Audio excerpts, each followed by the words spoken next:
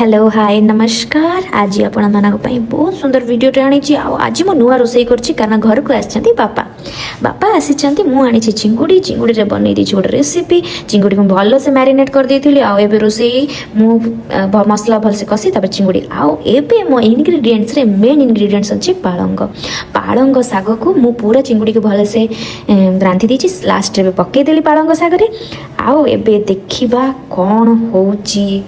बहुत टेस्टी लगे बोली मुझे रेसिपी देखनी किसी भी देखनी कौटी भी कौन जिन रिसर्च करनी मो मन माने मु गोटे पकईची।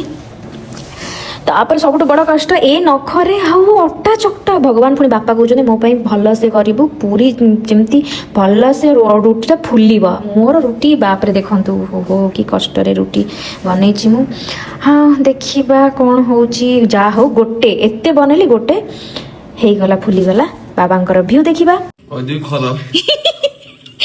नाई नाई तमे सत्य कथा कुह कौन है मिछ मिछ कुहनी केमी सत कुह भल माने चलिबो चलिबो नै पूरा दौड़िबो जा हो ओहो पैसा उठी गला चिंगुड़ी रो।